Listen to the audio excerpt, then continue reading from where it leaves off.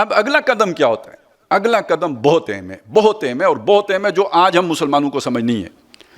وہ یہ ہوتا ہے کہ جو مخالفین ہوتے ہیں وہ اب اس کوشش میں ہوتے ہیں کہ ان سے کوئی ایسا کام کراؤ کہ جس کے نتیجے میں جو پروٹیکشن ان کو حاصل ہے وہ اٹھا لی جائے، وہ ہٹ جائے، وہ اٹھ جائے۔ اب دیکھیے نا، وہ جا کے کہتے تھے کہ بھائی ابو طالب کے پاس کہ آپ کا بھتیجا یہ بات کرتا ہے، وہ بات کرتا ہے، تو وہ مڑ کے کہتے ہیں یار بات ہی تو کرتا ہے نا، مان لو۔ وہ کہتے ہیں مان لیں تو ہمارا سارا نظام ڈھہ جائے گا۔ تو انہیں کہا اچھا تو پھر بات ہی کرتا ہے نا، تمہیں کہا تو کچھ نہیں۔ تو ان کے پاس کوئی جواز نہیں بنتا تھا۔ یہاں سے اب ایک بات سمجھیے، یہ 3 سال، یعنی پہلے 3 سال حضور کی مخالفت اگر ہوئی ہے تو یہ والی مخالفت ہوئی ہے، یہ مجنون ہے، یہ کذاب ہیں، یہ جو ہے نا جھوٹ بول رہے ہیں، ان کے پاس کوئی، یہ ان پر جادو ہو گیا ہے، یہ خود جادو کر، اس طرح کی باتیں ہوئی ہیں۔ حضور کی دعوت بھی ہے، وہ بھی وربل ہے، اور مخالفت ہے تو وہ بھی وربل ہے۔ لیکن جب دیکھا کہ یہ دعوت تو ہم تو سمجھے تھے کہ اسے کوئی نہیں مانے گا، پاگلوں والی باتیں ہیں، لیکن لوگ ماننا شروع ہو گئے، اور نہ صرف ماننا شروع ہو گئے، جن کو ہم نے دبا کے رکھا ہوا ہے وہ بھی ماننا شروع ہو گئے۔ اب بلال کے ماننے کا مطلب ہے وہ چنگاری بارود خانے میں آ گئی ہے، سماجی سٹرکچر تباہ ہو جائے گا۔ جس کو ہم نے غلام بنا کے رکھا ہوا ہے وہ اپنی مرضی سے اپنا آقا تبدیل کر رہا ہے، یہ تو بہت بڑا مسئلہ ہے وہاں پہ۔ یہ خباب ابن الارت نے مان لی ہے۔ اب وہاں پہ ایک سٹریٹجی انہوں نے بنائی، اور اس کو اگر میں آسانی سے آپ کے سامنے رکھوں تو وہ تشدد کی پالیسی انہوں نے بنائی، لیکن اس تشدد کا وہ تھا کس پر، اور اس تشدد سے وہ چاہتے کیا تھے یہ سمجھنے کی ضرورت ہے۔ تھا صرف ان لوگوں پر کہ یعنی جسمانی تشدد، کہ جن کو وہ والی پروٹیکشن حاصل نہیں تھی۔ حضرت بلال کا تو خاندان ہے نہیں نا، قبیلہ نہیں ہے، اس لیے ان کو مارا جا رہا ہے۔ خباب ابن الارت جو ہیں ان کا قبیلہ بھی وہاں پہ نہیں ہے، ان کو مارا جا رہا ہے۔ یہ کام حضور کے ساتھ تو ہو نہیں سکتا، ان کا قبیلہ موجود ہے۔ یہ ابو بکر کے ساتھ نہیں ہو سکتا، یہ عمر کے ساتھ نہیں ہو سکتا، نہیں کیا۔ ان کو ان کے قبیلوں کی پروٹیکشن ہے، لیکن جن کے ساتھ کیا انہیں پتا تھا ان کے ساتھ ان کی محبت کا رشتہ ہے، بڑی گہری محبت کا رشتہ ہے۔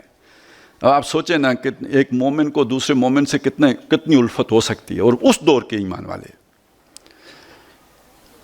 تو وہ چاہتے یہ تھے کہ ہم جب بلال کو ماریں تو ہمارا ہاتھ روکنے کے لیے عمر آئے، ہمارا پھڈاؤ، پھر ہم اس کے قبیلے کے سامنے اب فوجداری مقدمہ لے کے جائیں گے نا۔ بڑی سادہ سی بات ہے، آپ کا کسی کے ساتھ جھگڑا ہو مالیاتی، یعنی اس نے پیسے دینے آپ کے نہیں دے رہا، آپ پولیس کے پاس جائیں گے، کیا کر لیں گے؟ نہیں نکال سکتے۔ تو جو سیانے ہیں وہ کیا کرتے ہیں، وہ اس کو فوجداری میں بدلنے کی کوشش کرتے ہیں کہ جھگڑا ہو جائے، پھڈا ہو جائے، کوئی بات اس سے آگے بڑھے، کوئی 307 کی طرف جائے۔ تو اب یہ ایک پلاننگ ہوتی ہے کہ کسی جو دیوانی مقدمہ ہے اسے فوجداری مقدمہ بناؤ۔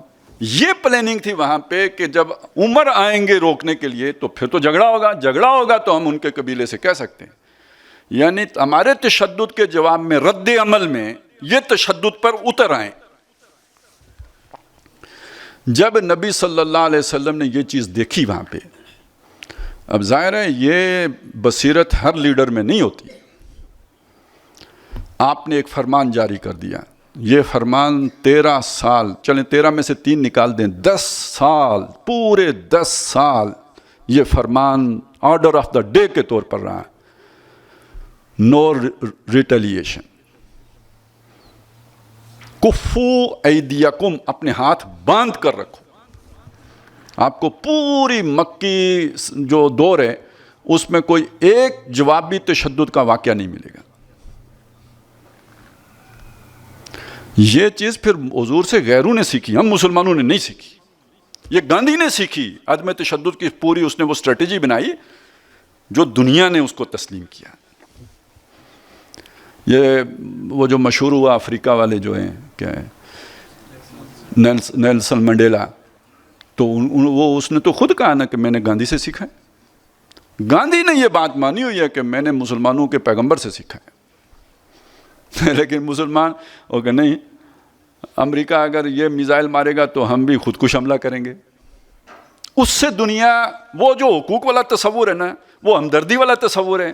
میں ذرا صرف ایک تقابل آپ کے سامنے رکھتا ہوں کہ ہندوستان میں ایک مسلمان لڑکی نے اللہ اکبر کا نعرہ لگایا نا جب اس کو وہ ہندو گنڈوں نے گھیر لیا, تو بلا تفریق مذہب و نسل پوری دنیا کے انسانوں نے اس کے اس ایکٹ کو اپریشیٹ کیا, اسے سپورٹ کیا, ہندوؤں کو برا بلا کہا یا نہیں ہوا یہ؟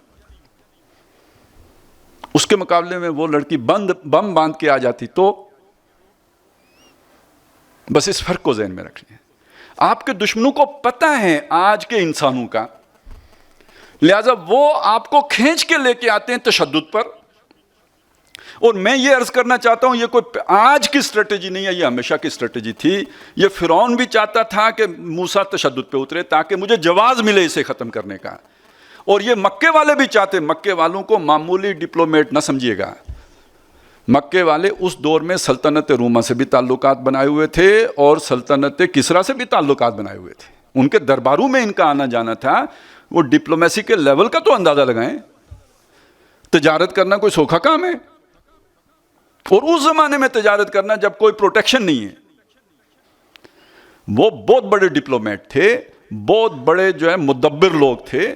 انہوں نے یہ سوچ سمجھ کے یہ سارا تشدد والا کام شروع کیا تھا, لیکن مقابلے میں انہی کا بھتیجا تھا نا, اس نے کہا کفو ایدیکم.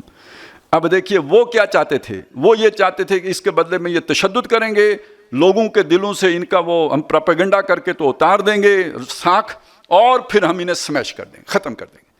حضور نے ان کی چال ان پہ الٹ دی کہ جب انہوں نے تشدد کیا تو لوگوں کے دلوں میں ان کی ہمدردی پیدا ہو گئی. انہوں نے جوابی وار نہیں کیا, مارے کھائیں.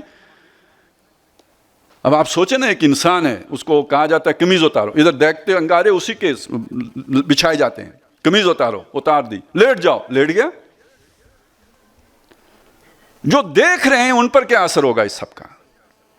ان کی ہمدردیاں ظالموں کے ساتھ ہوں گی یا اس مظلوم کے ساتھ ہوں گی؟